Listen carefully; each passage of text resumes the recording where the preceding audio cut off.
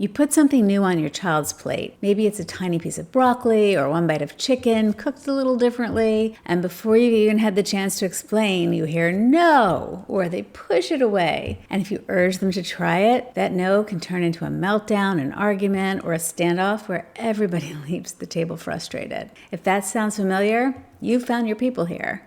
Parents who know that mealtimes can be one of the hardest daily battles. Today I'm going to share why autistic kids often refuse to try new foods, why pushing usually backfires, and how you can support their nutrition without making meals a battle. And I'll tell you 2 stories from my own life that might give you a lot more hope than you think possible. If you're new here, I'm Andrea Pollack. I'm a parenting educator and coach, and I have a son who is now 26 who is also autistic, so I've been in your shoes. As I'm sure you already know, for autistic children, food isn't just about taste. It's about safety. We know that their sensory experiences can be way more intense than we may have experienced. Safe foods have a familiar taste, texture, smell, and appearance. There are no surprises, and for a nervous system that's already processing a lot, that predictability is calming. I saw a meme on Facebook once that was showing a picture of a row of blueberries that were all slightly different in size and shape and color. And right below that was a row of wheat thins where every cracker was virtually identical. And the caption under the cracker said, "The same every time." And for our kids, that sameness feels safe. Even tiny changes like switching brands or cooking something a little longer or cutting it into a different shape can make that food feel like something entirely new. And new isn't always exciting. It can be overwhelming. Sticking to the same few foods usually isn't about being picky. Sometimes it's the only way that eating feels possible at all. When my son was about 5, I spent a week working with a team of therapists who were gentle and respectful and not pushy at all. They asked if I had any food goals for him that week, and at the time he ate nothing green. And really, to be more clear, actually, he really ate mostly only beige foods. So without putting any expectation on success, we decided to see if we could help him try broccoli if it was introduced gently.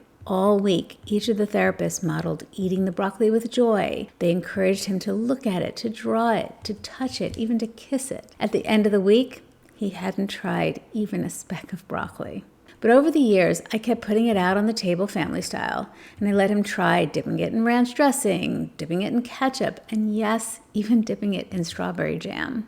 Now, at 26, if I serve broccoli, I actually have to move the bowl away when I serve it because he'll eat it all before anybody else gets any. The point isn't that broccoli was the goal, it's that his taste changed over time or his openness to trying things changed over time. So my job was just to keep it in his world without turning it into a fight. And let's talk about why pushing backfires. When a child says no to new foods and we respond with pressure or removing their safe foods to encourage them to eat the new food, or even saying just one bite, it almost always backfires. That pressure can push their nervous system straight into fight or flight. And when eating feels unsafe, nutrition and food variety can actually go down, not up. So what works better? First, keep those safe foods available. They're the foundation. If your child knows their plate will always have something predictable, they're more likely to relax enough to even consider trying anything else. Second, think about bridge foods. These are foods that are close enough to what they already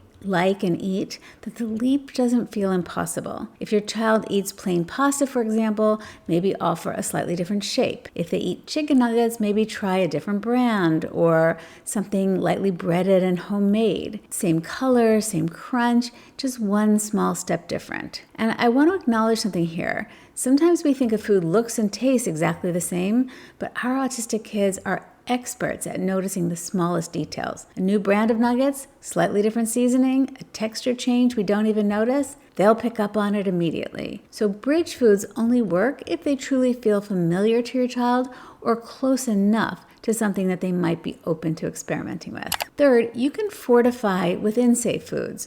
With help from a nutritionist, you might be able to add nutrients in ways that don't change the sensory experience. So, for example, you might be able to choose a breakfast cereal that's fortified with iron and B vitamins, for example, but still looks and crunches as closely as possible to the brand they already eat. Or you might need to do that in smaller steps. So say, like my son, for example, he likes Chex cereal. So we started with Honey Nut Chex, and now he also eats Cinnamon Chex. There's certainly no upgrade in nutrition there, but it's one tiny step toward flexibility. When we think about pasta, there might be an opportunity to use the same brand that they trust, but find a version that's enriched with protein. The texture might not work for them, but it's worth a try. The key is keeping the change as small as possible to increase the odds that they'll accept it. And just as important, we don't want to pass this new item off as the same because we don't want to break our child's trust. Our kids are sensitive and they know better. They need to know that we understand, accept, and honor their food sensitivities, even if we want to help them expand their options. We'll talk more about that in a minute. And finally, you can try exploring new foods away from mealtime. Sometimes the table can feel like a spotlight and a stage. But if your child gets to play with a new food in the kitchen or paint with pudding or help watch strawberries before dinner, they're exploring without the pressure of eating it in the moment. So here's a little story. One summer, I bought a watermelon that I didn't put in the fridge for a few days. I left it out on the counter, and my son, he kept circling it, touching it, like knocking on it, like it was some strange object. And he even rolled it across the countertop, and by the time I cut it open, it wasn't new anymore. It had become familiar. He still didn't eat it right away, but later that summer, he chose to try it. That first bite, it didn't come from me pushing. It came from his own curiosity and his own timeline. That's the heart of it. Keeping food in their world, building comfort, and letting the door stay open without pushing them through it. Now I want to get back to trust, okay? I know that many people suggest trying to sneak vegetables or other new foods into something your child already eats, just to get the nutrition in. And I get why that's tempting. But here's my take on that. There's nothing wrong with introducing a food that way if your intention is to expand their experience, not to hide it from them. If the goal is to secretly slip something into their safe food, there's a real risk. Remember, our kids are detail detectives. They will notice the tiniest difference in color or smell or texture, even when we're sure they won't taste it. And if they do catch it, you may suddenly lose that safe food altogether because the trust is gone. I've seen this happen to families, and it's hard to undo that loss of trust. So if you're going to add something into one of their safe foods, you gotta fess up. I know it's scary because it's almost like saying, here, try this new thing. And you know they're gonna say no because it's new, but maybe they won't. One time I made homemade veggie burgers that my son had eaten in the past. They were made with beans and oats and a few other ingredients. And I asked my son if he would like to try Shrek burgers, and he agreed. So I blended in a variety of greens into the mix so the burgers turned out bright green. And to my shock and surprise, he just ate them, dipped in ketchup, of course. Now, I couldn't have hidden greens because they're green, so he would have spotted them and rejected the whole burger if I just tried to pass it off as the thing he always ate. But because I made it part of the fun and he knew exactly what they were, it worked.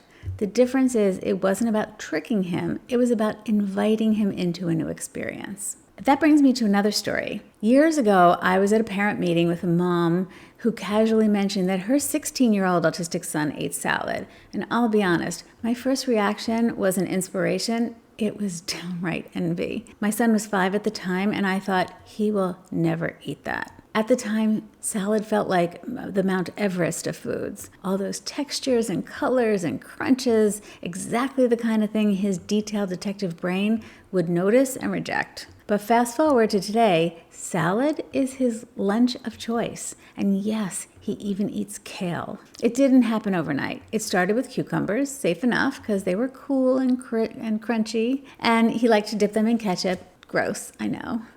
But then he tried tomatoes and then red pepper, and each little step built on the one before. And the point wasn't that I found a trick, it was that I kept the door open without pressure, and his willingness slowly grew. Now, mind you, I'm aware here that I am telling you positive stories of success.